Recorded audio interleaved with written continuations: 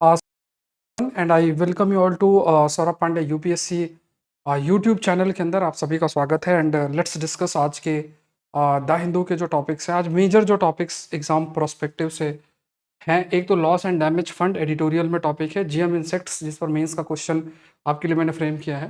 तो you have this question related with GM insects से related एक क्वेश्चन है। जीएम इंसेक्ट्स क्या है ये, और इससे रिलेटेड एक टॉपिक और आता है, that is bio economy, the concept of what we call it as bio economy. ठीक है। उसके बाद मलक्का स्टेट और मलक्का डिलेमा एक टॉपिक है, और फिर जो मेंस का क्वेश्चन है that I am going to provide. देखो, ये एडिटोरियल का टॉपिक है, ये भी आपका टेक्स्ट वाला जो पार्ट है उसमें है, और ये जो है साइंस में है। This is related with science.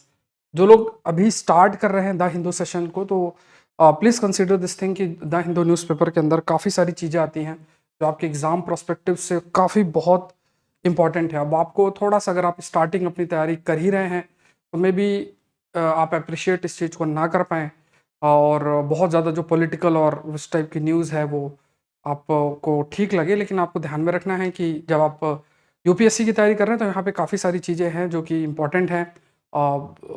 खास तौर से कंसेप्चुअल एस्पेक्ट बहुत इंपॉर्टेंट पार्ट बनते हैं। तो हर एक एस्पेक्ट द हिंदू न्यूज़पेपर में बहुत सारे चेंजेस हुए हैं। एडिटोरियल है, टेक्स्ट पार्ट है, साइंस पार्ट है, ये तीनों चीज़ें जो आपकी हैं। तो let's discuss each of them. पहला आप देखो, लॉस एंड डैमेज फंड, ये टॉपिक आपका एनवायरनमेंट का टॉपिक है। This is related with environment. ये जो टॉपिक है ये आपका साइंस का टॉपिक है, और ये जो टॉपिक है ये आपका इंटरनेशनल रिलेशन का टॉपिक है। तो तीन मेजर टॉपिक्स हैं, और फिर आखिरी में आपका जो मेंस का क्वेश्चन है दैट इज देयर। तो ये ध्यान में रखना है। ये क्वेश्चन देख लो, मेंस का क्वेश्चन। आज का जो मेंस का प्रश्न है जो मैंने आपके लिए फ्रेम किया है, और बहुत समझ के ही आप इसका आंसर लिख पाओगे। इसका थोड़ा सा जो हम लोग डिस्कशन है वो करेंगे भी। Contribution of biotechnology in bio economy will increase with increase in climate change. Explain this statement in the context of application of GE insects. तो जीई इंसेक्ट्स या जेनेटिकली इंजीनियर्ड इंसेक्ट्स के कंटेक्स्ट में ये question आपके लिए बना है। And आपको क्या करना है, आपको Saurabh Pandey CSE app download करना है। वहाँ पे आप अपने आंसर को पोस्ट कर सकते हैं, और अपने आंसर को आप इवेलुएट करवा सकते हैं। और इसमें जैसे for example you have to join the Aakalan series, और फिर जो है आप अपने आंसर को इवेलुएट करवा सकते हैं, आप अपने आंसर को पोस्ट कर सकते हैं। तो उसमें किस तरीके से, अगर किसी को दिक्कत है पोस्ट करते हैं, तो क्वेश्चन आता है, उस क्वेश्चन जैसे आकलन सीरीज जब आप ज्वाइन करोगे तो क्वेश्चन आता है, वहीं पे अपलोड का ऑप्शन आता है, उसको अपलोड आप कर सकते हैं। ये ध्यान में रखना। दूसरी चीज़ देखो, यहाँ पे एग्रीकल्चर ऑप्शनल है। पेपर 2 अभी स्टार्ट ही हुआ है, तो अगर आप एग्रीकल्चर ऑप्शनल से जुड़ना चाहते हैं तो ज़रूर से जुड़ें। ये भी आपको सौरभ पांडे CSE ऐप के अंदर ज्वाइन कर सकते हो। अभी 30% ऑफ चल रहा है एग्रीकल्चर ऑप्शनल के अंदर, तो उसका बेनिफिट उठा सकते हैं, और ग्रेट अपॉर्चुनिटी है। इंडियन फॉरेस्ट सर्विस का भी रास्ता आपके लिए ओपन हो जाता है।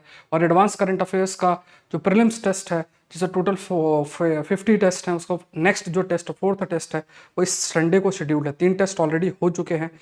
लगभग हमने 150 टॉपिक्स ऑलरेडी कवर कर लिए हैं। तो प्लीज़ इसको मिस आपको नहीं करना है। एडवांस करंट अफेयर्स पर बेस्ड आपका ये टेस्ट सीरीज है, तो इस पर भी आपको फोकस जो है वो रखना है।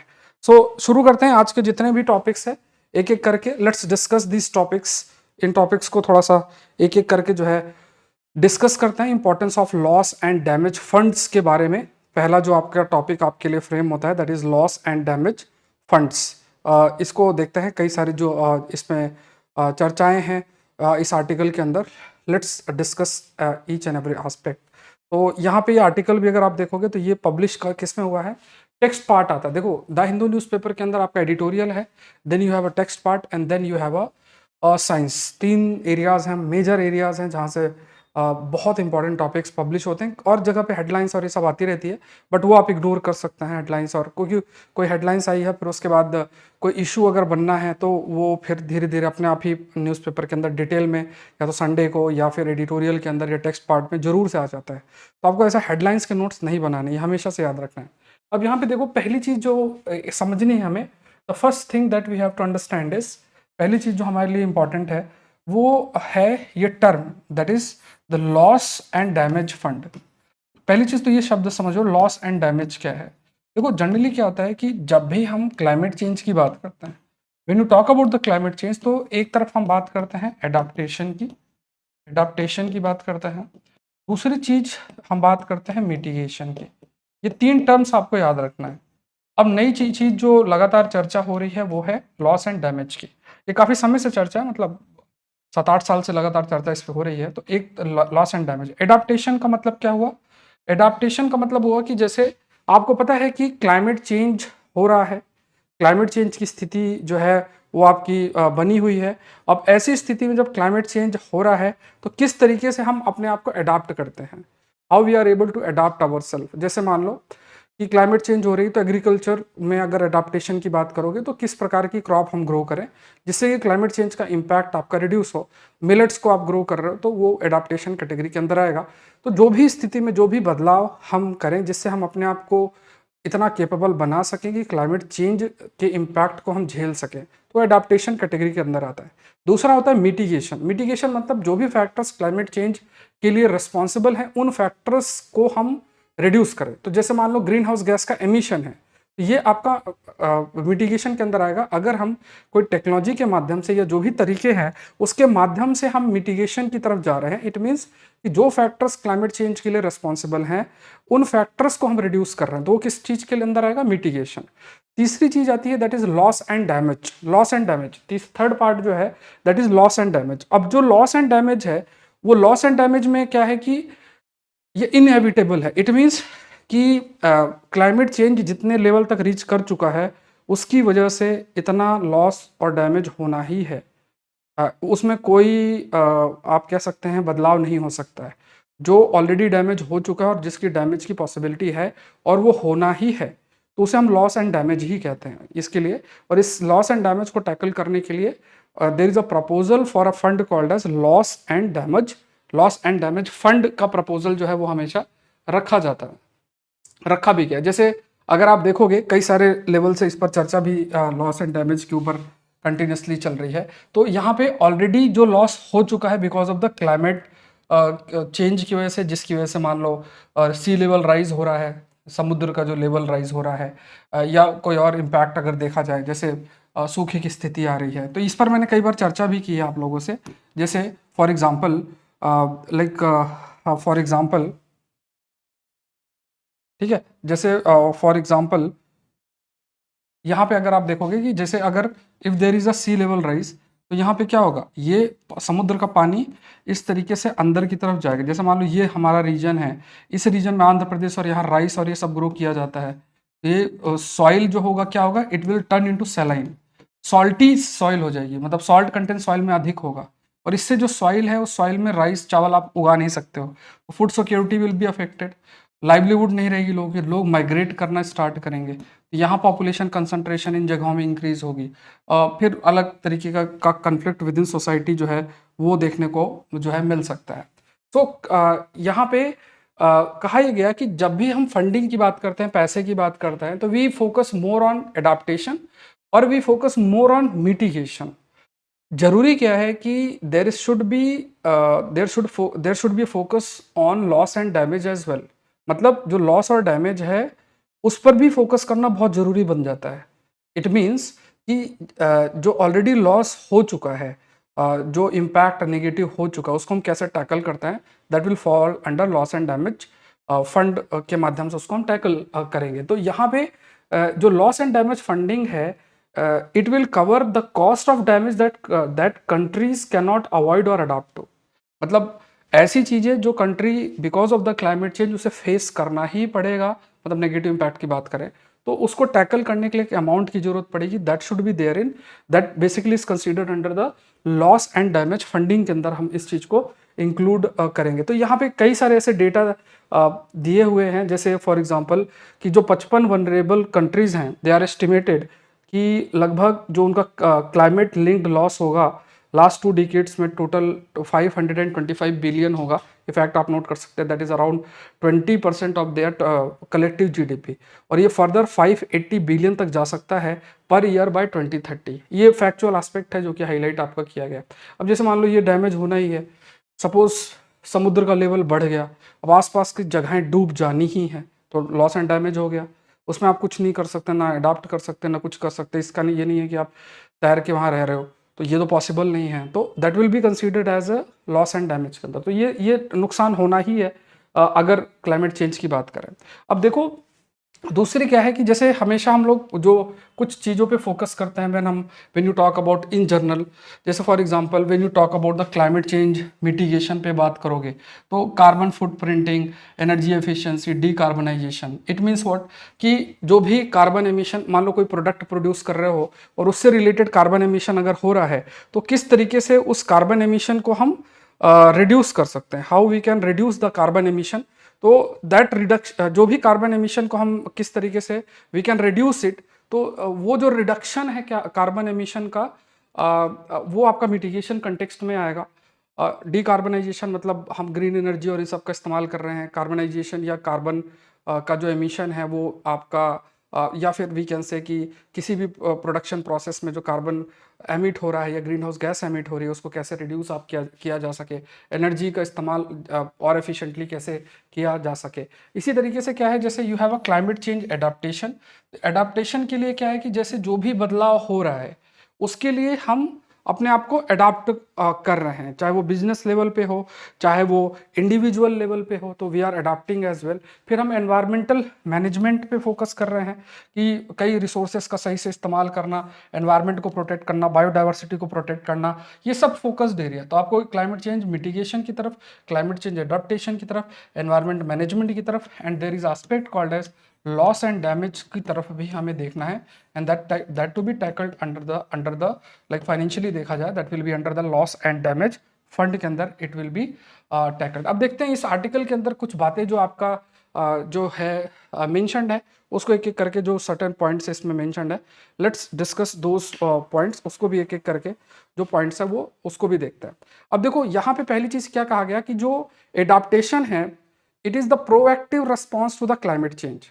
जैसे अभी हमने डिस्कस किया कि जो भी इम्पैक्ट है क्लाइमेट चेंज का उसके प्रति हम अपने आप को तैयार कर रहे हैं, we are able to adapt to it. लेकिन लॉस एंड डैमेज की अगर बात करें तो यहाँ पे ऐसी चीज़ें जो हम टैकल नहीं कर सकते, डैमेज ऑलरेडी हो चुका है या पॉसिबल है कि ये डैमेज होना ही है, तो इस पर डिस्कशन करना बहुत मैटर करता है, इसको टैकल करना बहुत जो है मैटर करता है। तो इट कैन बी लाइक बहुत सारी चीज़ें हो सकती हैं जब हम लॉस एंड डैमेज की बात करते हैं। जैसे it has been highlighted here also कि जब हम लॉस एंड डैमेज की बात करते हैं तो ज़रूरी नहीं पैसे तक ही सीमित हो।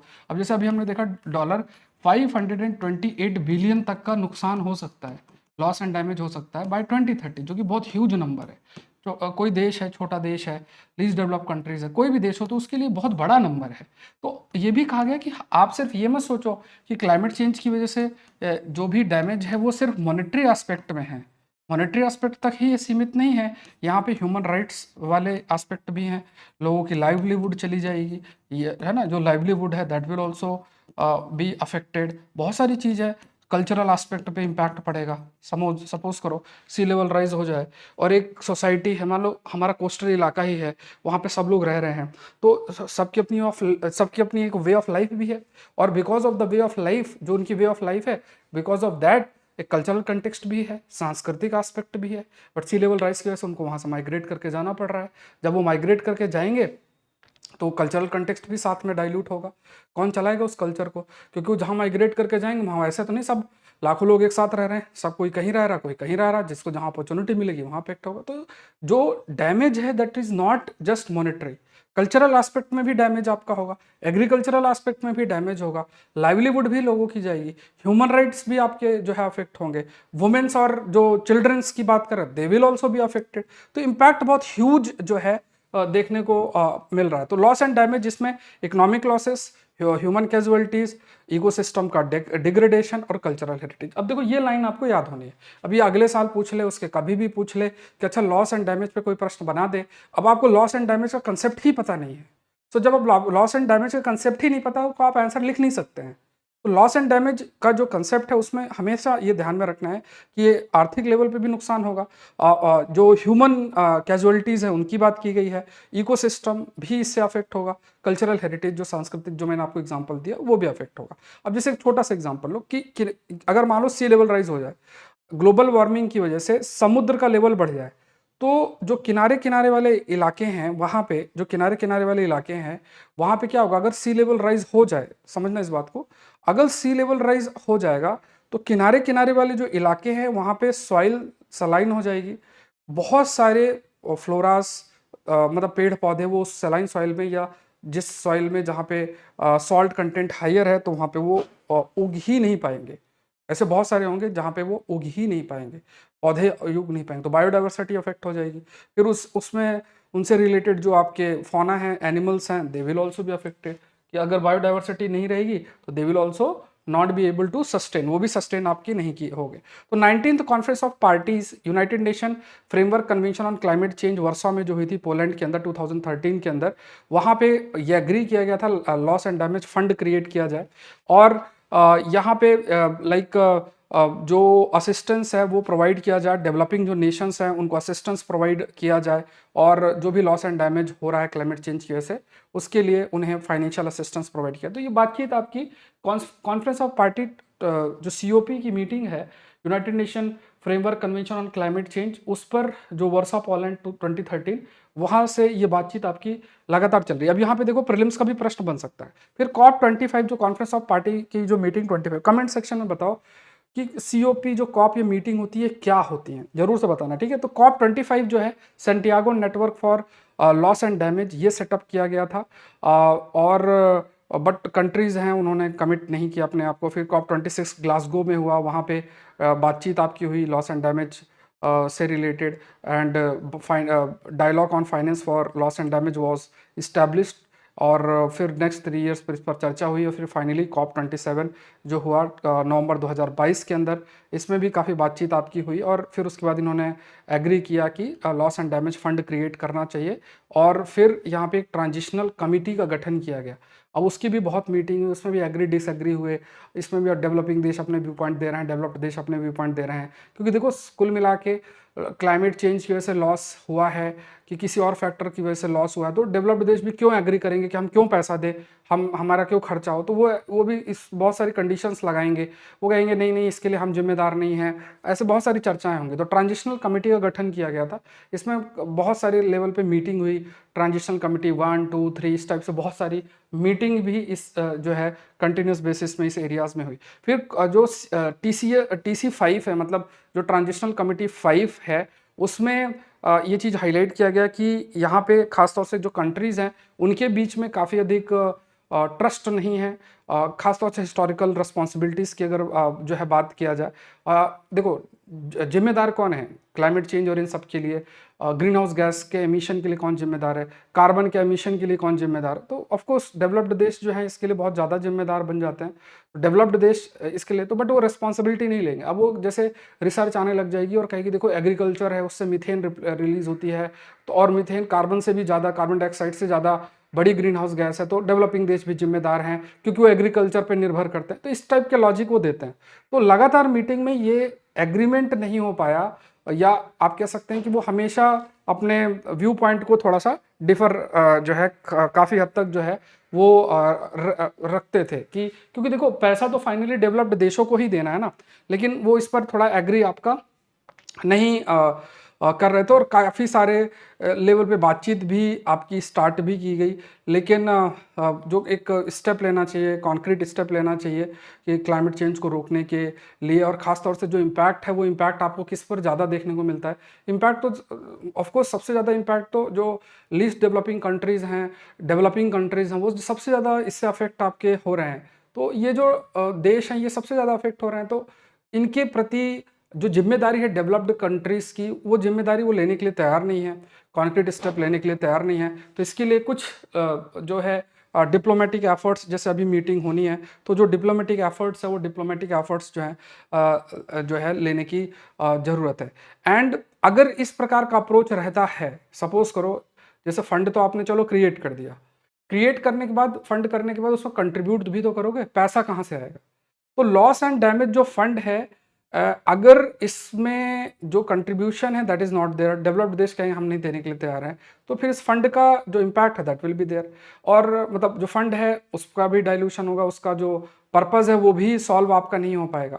फिर ये भी कहा गया कि क्लाइमेट जस्टिस, अब यहाँ पे जैसे क्लाइमेट चेंज के लिए रिस्पॉन्सिबल कौन है, डेवलप्ड देश, उसका इम्पैक्ट डेवलप्ड देशों पर भी पड़ रहा है, लेकिन उनकी स्थिति ऐसी है that they can tackle the impact. लेकिन यहाँ पे क्या है कि जो बर्डन है क्लाइमेट चेंज से रिलेटेड जो उसका इम्पैक्ट है, उससे रिलेटेड जो बर्डन है, वो ज़्यादातर डेवलपिंग और लीस्ट डेवलप्ड कंट्रीज तक ही सीमित है। उनको ज़्यादा फेस करना पड़ रहा है क्योंकि उनके पास रिसोर्सेस नहीं है उन चीज़ों को टैकल करने के लिए। So these communities have contributed minimally to the global emission but today bear the brunt of the climate change। मतलब हम अगर डेवलपिंग कंट्रीज की बात करें तो उनका जो रोल है या कंट्रीब्यूशन है टुवर्ड्स द ग्लोबल वार्मिंग या कार्बन एमिशंस के लिए वो बहुत ही कम है, लेकिन इम्पैक्ट सबसे ज्यादा किसको फेस करना पड़ रहा है? इम्पैक्ट जो है सबसे ज्यादा फेस तो डेवलप्ड देशों को ही जो है करना पड़ रहा है। इन्वायरमेंटल रिफ्यूजीज का कंसेप्ट है, because of the environmental factor लोगों को एक जगह से दूसरी जगह मूव करना पड़ रहा है। ह्यूमैनिटेरियन क्राइसिस जो है वो देखने को मिल रहा है, लोग एक दूसरे जगह से दूसरी जगह मूव कर रहे हैं और रहने के लिए जगह नहीं है। और ये भी है कि 1951 का जो रिफ्यूजी कन्वेंशन है उसमें एनवायरमेंटल रिफ्यूजी के कंसेप्ट पे कोई चर्चा नहीं है। एनवायरमेंटल रिफ्यूजी जैसी चीज़ों की चर्चा नहीं है कि मतलब एनवायरमेंटल रिफ्यूजी का मतलब हो गया कि एनवायरमेंटल फैक्टर की वजह से लोग एक देश से दूसरे देश या मान लो कोई किसी एक देश के अंदर है और वो दूसरे देश के अंदर जो है चला जाए तो अगर नॉर्मली देखा जाए तो अगर मान लो सिविल वॉर की स्थिति है या वॉर की स्थिति है और उसमें कोई जाएगा तो उनको प्रोटेक्शन देना जहाँ जाएंगे उस देश की जिम्मेदारी बन जाती है, प्रोवाइडेड अगर उसने कन्वेंशन को साइन और रेटिफाई कर रखा है 1951 के यूनाइटेड नेशन का जो कन्वेंशन है रिफ्यूजी से रिलेटेड। लेकिन उसमें भी एनवायरमेंटल रिफ्यूजीज का कंसेप्ट नहीं है, मतलब वो क्लॉज नहीं है कि अगर एनवायरमेंटल फैक्टर की वजह से किसी को माइग्रेट होकर एक रिफ्यूजी कैंप के अंदर रखा जाए तो कोई देश उसको डिनाई कर सकता है। तो ये समझने की जरूरत है कि जिनका रोल बिल्कुल भी नहीं है या जिनका कंट्रीब्यूशन बिल्कुल भी नहीं है उनको सबसे ज्यादा प्रॉब्लम फेस करनी पड़ रही है। और लॉस एंड डैमेज फंड अगर क्रिएट होता है तो ऑलरेडी जो लॉस हो चुका है या अनअवॉइडेबल लॉस होना ही है उसके लिए जो फाइनेंशियल असिस्टेंस है वो प्रोवाइड किया जा सकता है देशों को। लेकिन ये तभी हो पाएगा जब डेवलप्ड देश अपने हिस्टोरिकल रिस्पॉन्सिबिलिटी को एक्सेप्ट करे। अगर वो मानेंगे ही नहीं तो फिर तो जो है कैसे जो है वो आपका हो पाएगा।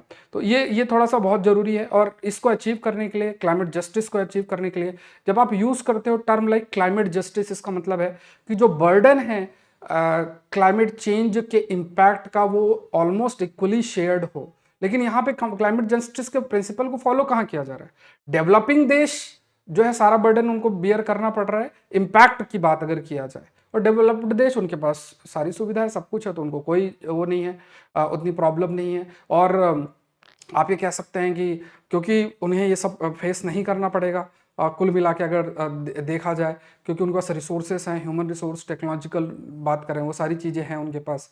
तो ज़रूरी है कि जो लॉस एंड डैमेज फंड है उसमें डेवलप्ड देश कंट्रीब्यूशन अपना करें। और यहाँ पे जो principle of equity, justice, solidarity, ये चीज़ जो है फेस करना, मतलब इस चीज़ को हमें प्रमोट करना बहुत मैटर करता है। तो यहाँ पे देखो ये टर्म्स थोड़ा आपके माइंड के अंदर होने चाहिए कि जब भी आप क्लाइमेट चेंज और इन सब पे लिखें तो आपके पास वोकैब अच्छी होनी चाहिए। तो यहाँ पे that the principle of equity, the principle of justice and the principle of solidarity.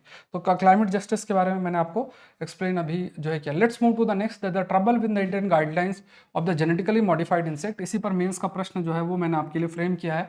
तो ये टॉपिक आप मेंशन कर सकते हैं साइंस एंड टेक के अंदर। साइंस एंड टेक और इकोनॉमी से लिंक जो प्रश्न है वो आपके लिए इसमें फ्रेम हो सकता है। अब इसमें एक चीज़, सब पहली चीज़ तो समझना है कि इसमें आपको क्या जानना है। एक तो the concept of bio economy, एक कंसेप्ट ये है, और दूसरी चीज़ आपको जानना है that is genetically engineered insect क्या है। दो चीज़ें आपको समझना है, ठीक है। तीसरी चीज़ एक और भी बता देता हूँ, वो है बायोटेक्नोलॉजी। ये तीन चीज़ें हैं जो दैट वी शुड नो, हमें जो है उसके बारे में, इन तीन चीज़ों के बारे में पता होना चाहिए बढ़िया तरीके से।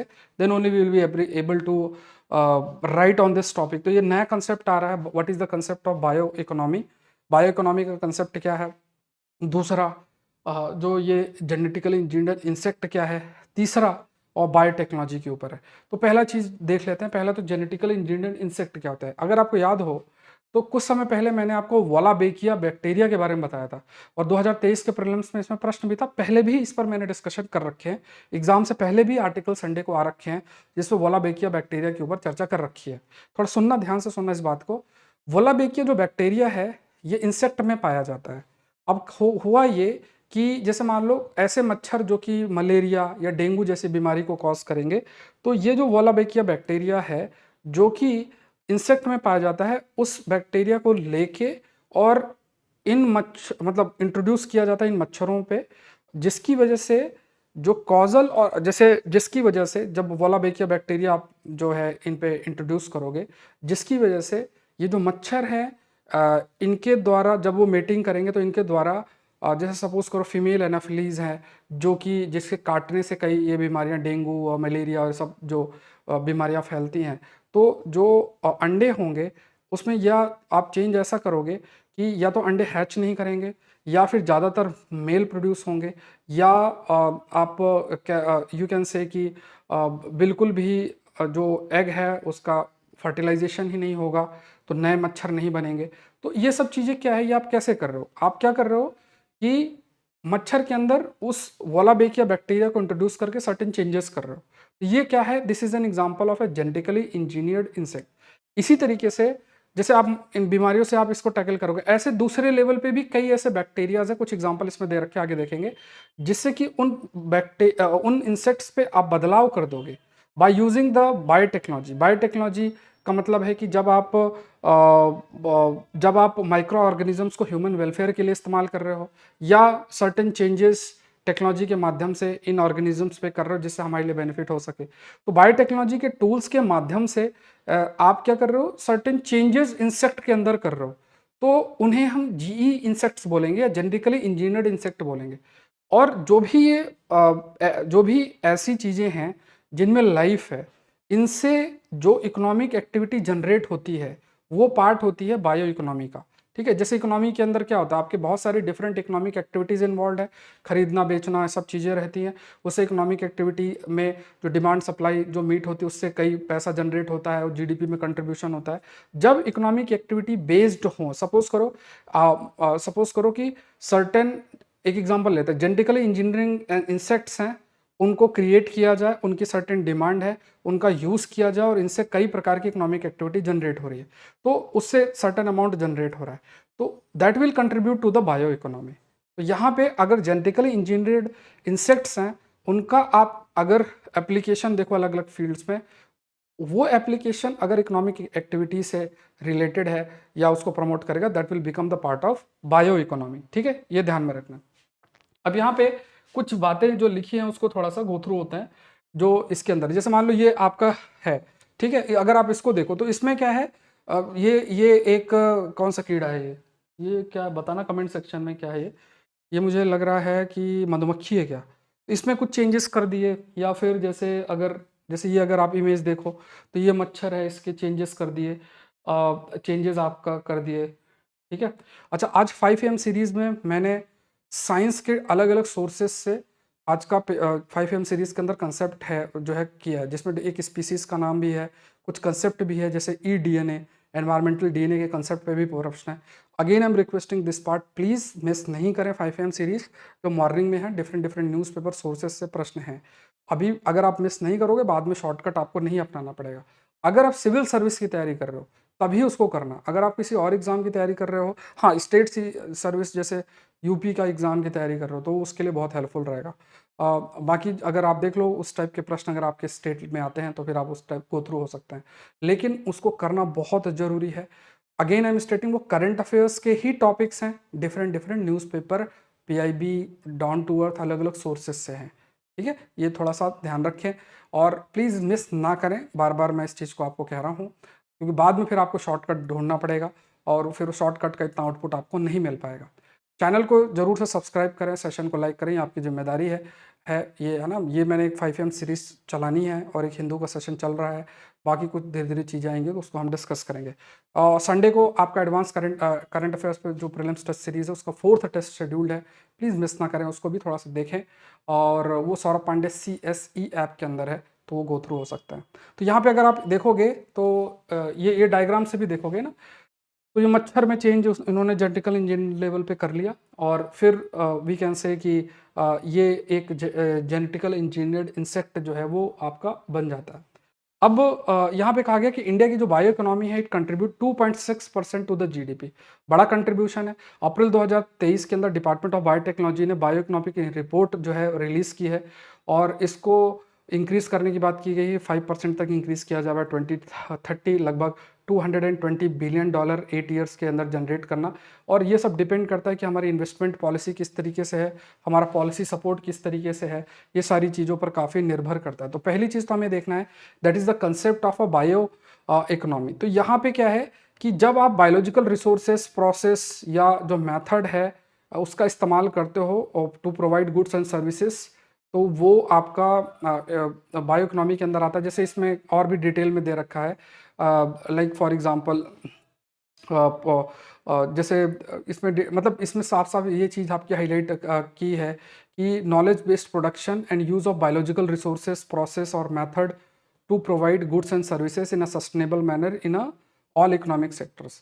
तो देखो जैसे मान लो बायो फार्मा है, बायो फार्मा है, जैसे मान लो वैक्सीन है, वैक्सीन ये ठीक है, या कोई बायो प्रोडक्ट है, कोई बायो प्रोडक्ट है, या फिर जैसे ये जेनेटिकल इंजीनियरिंग इंसेक्ट है, कुछ पॉजिटिव एग्जांपल भी हम देखेंगे। तो ये सब क्या है, ये सब क्या है कि जैसे अलग अलग लेवल पे देखा जाए, they will contribute towards the bio economy.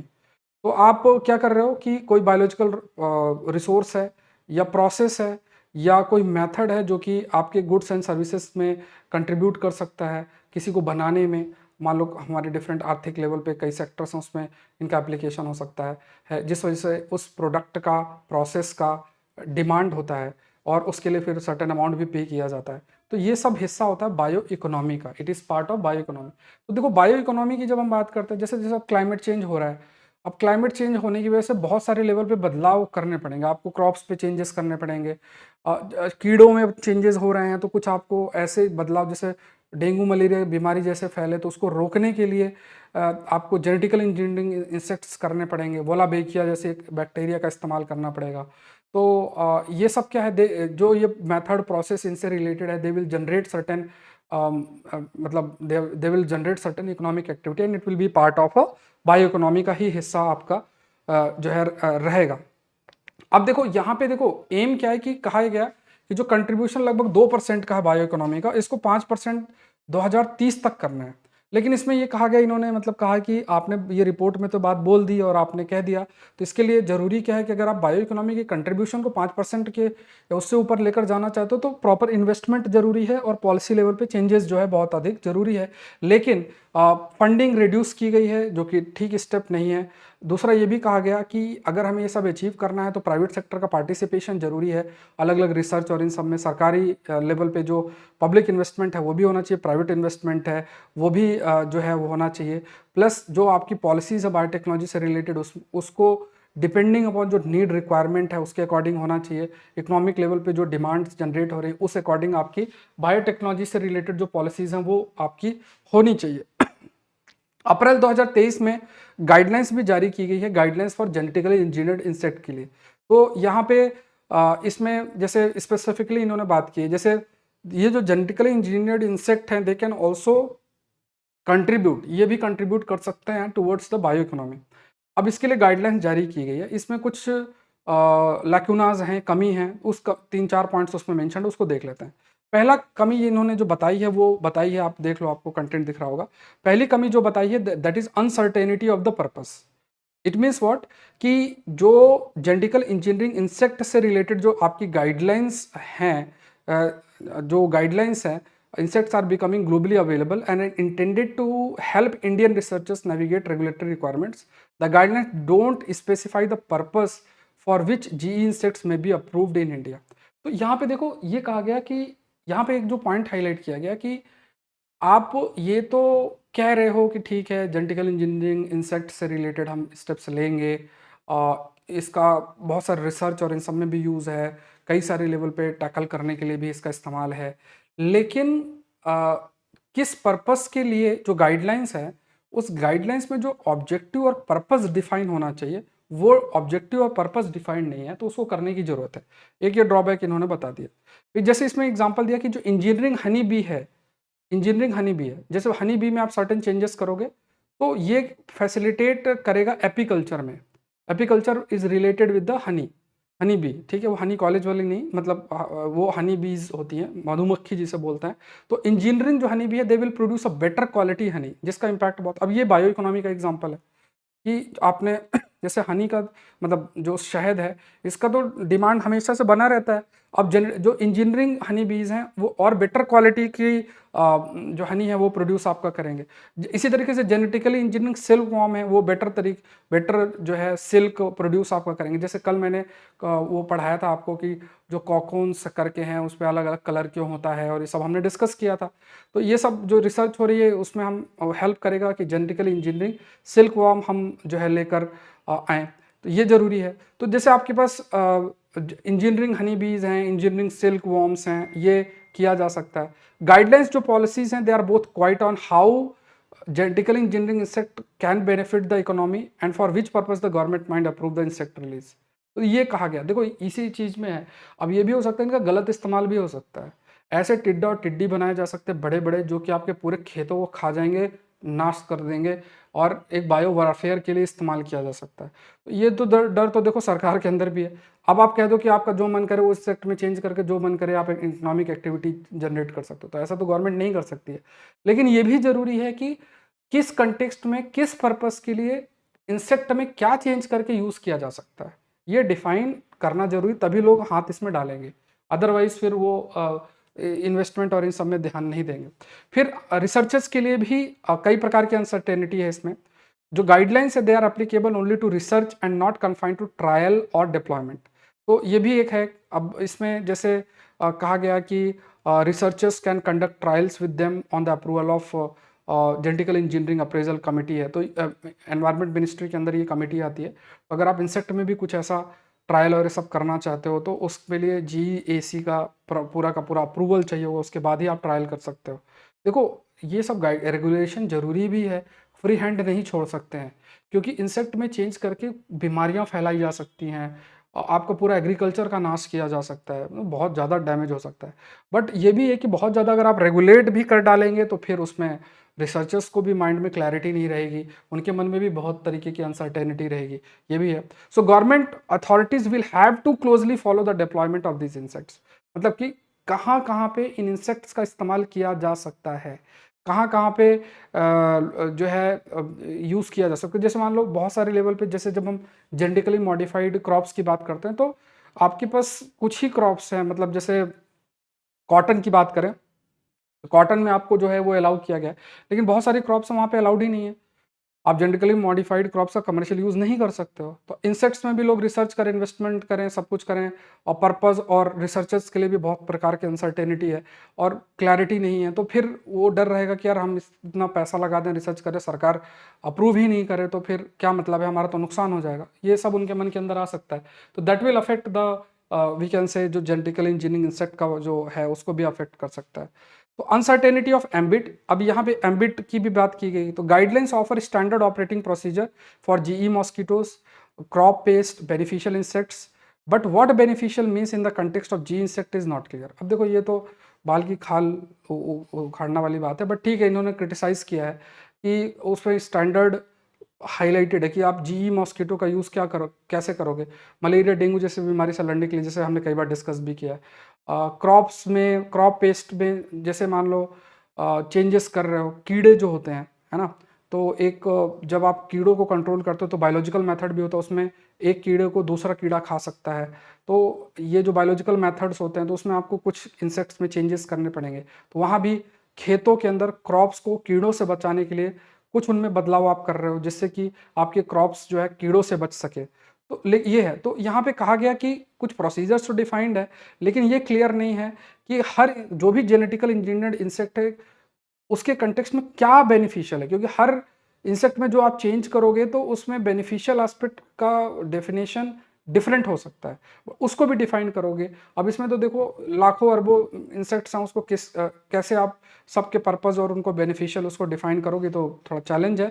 लेकिन इन्होंने इसको क्रिटिसिज्म के रूप में जो है लिया है कि अगर आप चेंजेस इंसेक्ट में कर रहे हो तो उस चेंज की वजह से क्या बेनिफिट अचीव या क्या बेनिफिट आप डिराइव कर रहे हो, इसको आपको डिफाइन और डिसाइड जो है करना है। प्राइवेट सेक्टर का जो रोल है that has to be there. Next topic देखते हैं, IR का टॉपिक देखते हैं, ठीक है।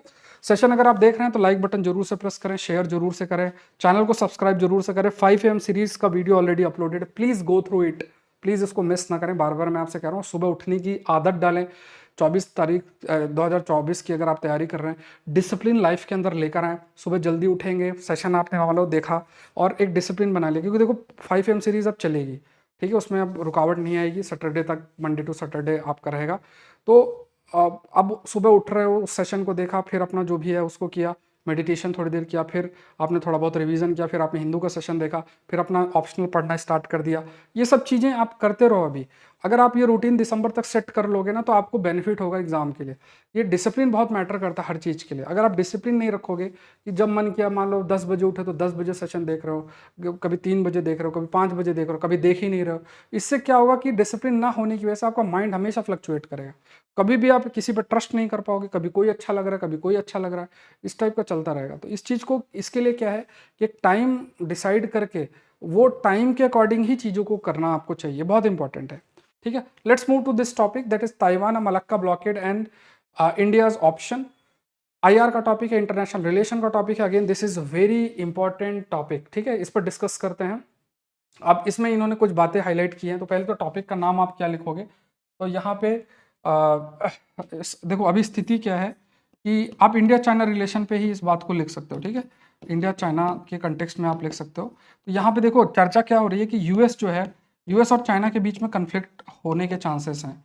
तो देखो एक आप लोगों ने देखोगे ना, हमास इजराइल और जो भी ये स्थिति बन रही है, इस पर सबने बहुत सारी बातें कर रखी है, और उसमें एक बात जो है आईएमईसी से रिलेटेड भी है, वो जो हमने डिस्कस की है। लेकिन इस चीज़ को भी समझो, चाइना का एक ऑब्जेक्टिव ये भी है कि यूएस अगर मिडिल ईस्ट में इंगेज हो जाएगा तो उसका जो फोकस है ताइवान की तरफ, या जो उसका फोकस है वेस्टर्न पैसिफिक ओशन की तरफ, वो रिड्यूस हो जाएगा। तो अगर कन्फ्लिक्ट इस रीजन में आ जाए, मिडिल ईस्ट रीजन में कन्फ्लिक्ट की स्थिति बनेगी, तो ये सारा का सारा या ज़्यादातर फोकस उसका वो यहाँ पे, वो दो मोर्चा खोल नहीं सकता है। तो तब तक चाइना अपने आप को वेस्टर्न पैसिफिक ओशन में स्ट्रेंथन करेगा। धीरे धीरे ताइवान तक रीच करना स्टार्ट कर रहा है और चाइना, क्योंकि उसे ताइवान पे पूरे तरीके से कब्जा करना है, ऑल्दो ताइवान को ही अपना चाइना हिस्सा भी मानता है। तो यहाँ पे क्या है कि अगर मान लो यूएस और चीन के बीच में एक युद्ध की स्थिति बनती है ताइवान के कंटेक्स्ट में, तो इंडिया को क्या करना चाहिए?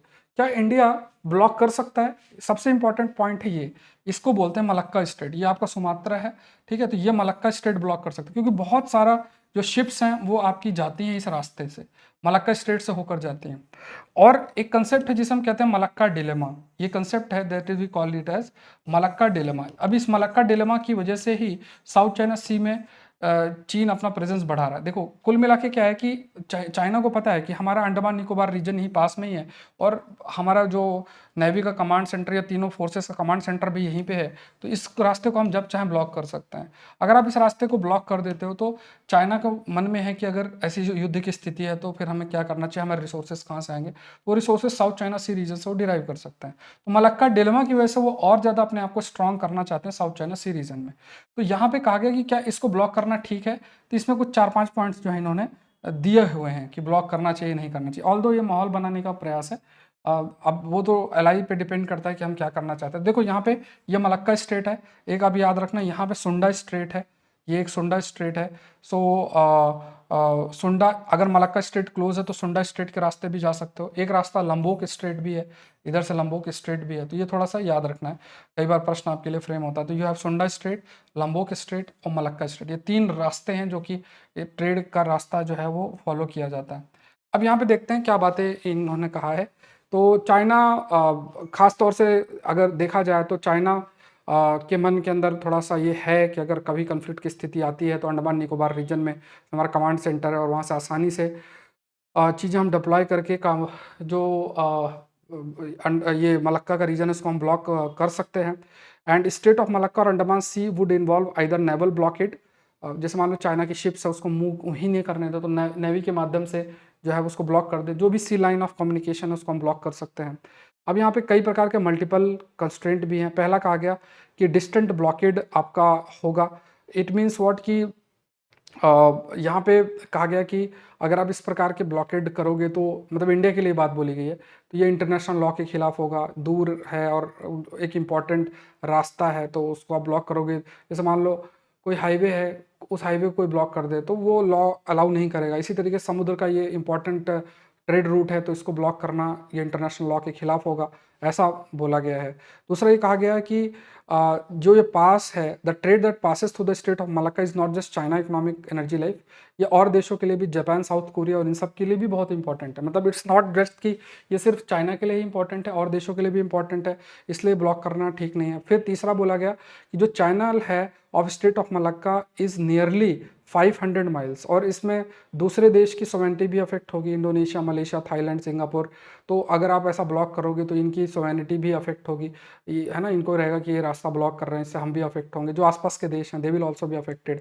फिर जो कमर्शियल शिपिंग है ये काफ़ी लेवल पे देखा जाए तो इसमें भी इसमें बहुत सारी चीज़ें इन्वॉल्व है। कोई शिप है उसमें इंश्योरेंस, ओनरशिप, मतलब बहुत सारी चीज़ें इन्वॉल्व होती हैं। तो क्योंकि इंटरनेशनल शिपिंग कॉम्प्लेक्स, आप कह सकते हैं कॉम्प्लेक्स है टू आइडेंटिफाई कि ये किस देश से बिलोंग करती है, ये सब चीज़ें बहुत मुश्किल होगी। तो आप किसको रोकोगे, किसको जाने दोगे, तो ये सब मैनेज करना भी आपके लिए चैलेंज होगा अगर हम इसको ब्लॉक करते हैं। फिफ्थ ये कहा गया कि फिफ्थ ये आपका कहा गया कि जो स्टेट ऑफ मलक्का वेयर चोट शिपिंग कैन टेक, मतलब अगर मान लो मलक्का स्टेट ब्लॉक भी किया गया, सुंडा या लंबोक स्ट्रेट का इस्तेमाल चाइना कर सकता है। तो ये भी एक चाइना के पास ऑप्शन रहता है।